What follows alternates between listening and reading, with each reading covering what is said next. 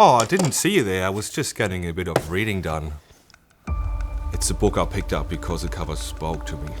It told me of a cold, dark night when the wind was blowing, banging the doors and windows to be let in, when the dead might walk the streets looking for their careless traveler to track back to their crypt of darkness, and the wind, it wails, a sound of shame and pity enough to freeze your very soul. Unfortunately, it was nothing like that. Nice cover though.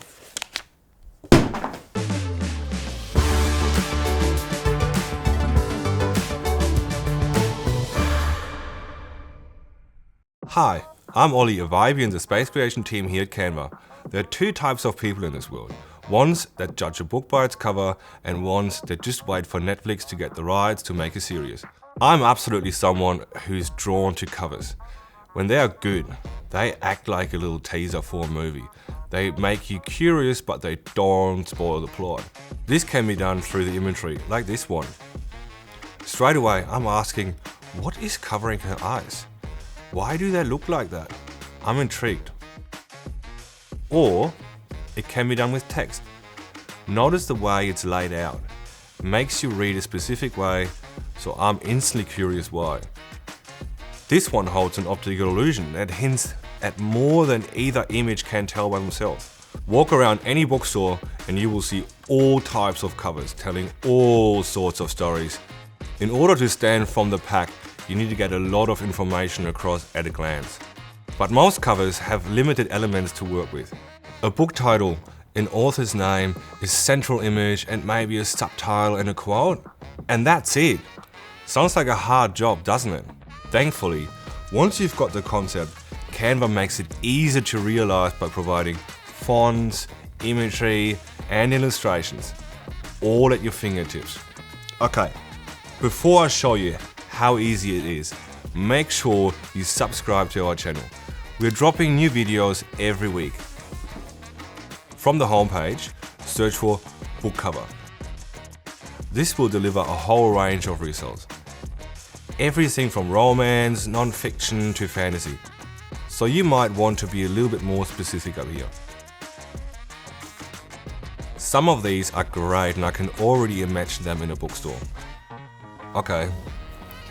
I need a book genre. Let's go again with mystery. It's a hard one because if you show too much, you might give away the game.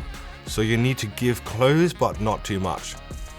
I found this template in children's book covers and I already love it. Now I need to customize it to suit my darker theme.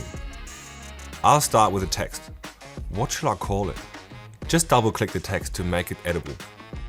Is it too funny? Oh well, it'll suit for this one. Add in the author. Move it down here. Now, I need to make this look a little darker and dangerous. Let's start by darkening that background.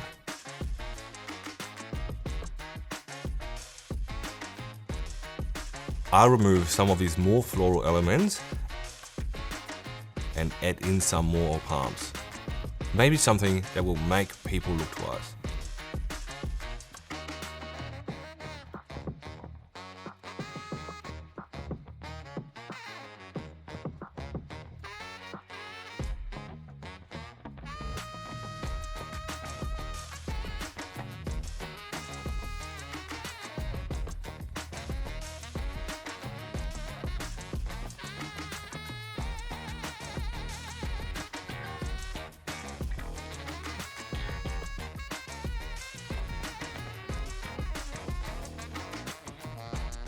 Ah, that's a bit tricky. I might make one of these look like it's dripping.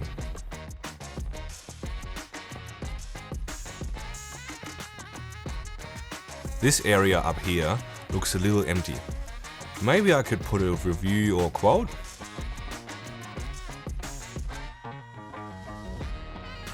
The final thing I'll do is add textual overlay. Move some things forward and some back. Too much? Now, obviously, a cover must stay true to the story within. We can't mislead anyone. That's false advertising. And it will only disappoint the reader when they figure out they've been tricked. Which is why I've chosen a biography as the next cover. This is where you'll have a real person as a subject focus. So often you will need to include them on the cover, but just having a picture of them on the front doesn't really say anything about what their reader might find inside. So here we need to be a little bit creative. This is a picture I was given by the publisher. It's a good picture, but I want to show how the story almost broke the main character. I'm applying a background remover here. It's a pro feature, but well worth it. Then I'm going to crop this by pulling up the handle. I'll duplicate it and drag it underneath. Now double click and adjust the crop so it lines up. I'll keep repeating this until I have the whole picture again, but all in a separate frame. Now I will move each frame left or right to show that it's fractured.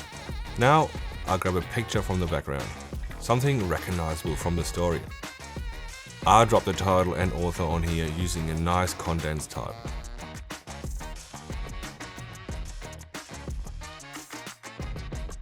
And finally, I find a fork graphic to symbolize the fork of history. Drop that one top. What do you think? It's still using the photo of the actual person, but now it's hinting at something deeper. The audience will need to read the book to find out what. When I first started designing this cover, I actually went a very different way. Which is your preference? Let me know in the comments. It shows how much influence the original image has. Okay, we've done the mystery and biographical covers. What about a non-fiction book? Oh, a personal development one. Maybe with a business slant. Leadership. That sounds like a trend that will sell. This time, I'll begin with a blank cover. Give it a blue background. A classic serif font for the title.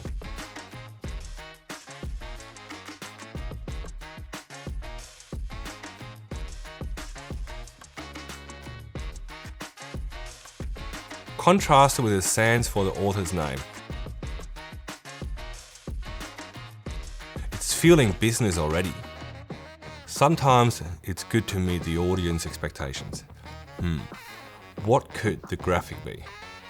It needs to be something that shows a breaking down of barriers, or finding spaces to implement culture into the workplace.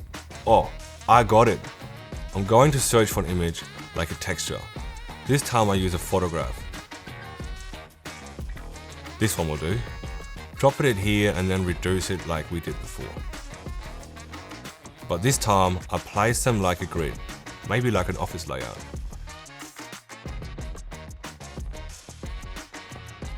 Then I create some spaces for the culture to start expanding from. This will show how the contents of the book can start to create changing in a typical workplace. I can imagine that cover having a die-cut font, so you look through it. Or maybe it doesn't need to be blue background. Maybe you could have a whole range of background colors so people can choose the one they are drawn to. Okay, I better quickly show you how you could share this with publisher or the author or whoever you are working with. Just go down to the share menu.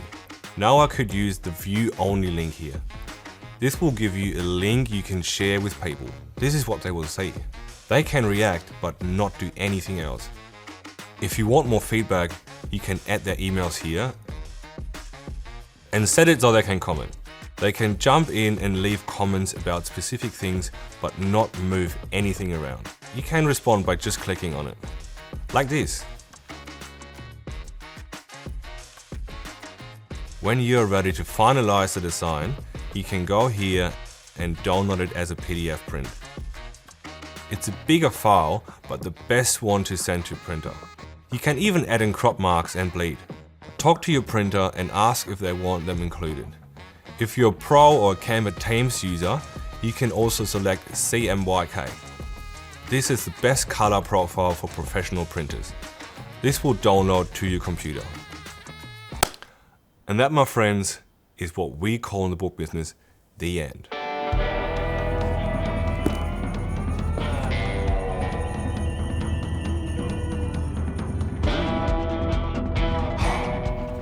Are you still here? Well, I hope you found this video helpful. We have a ton of other helpful videos on this playlist. Thanks so much for watching.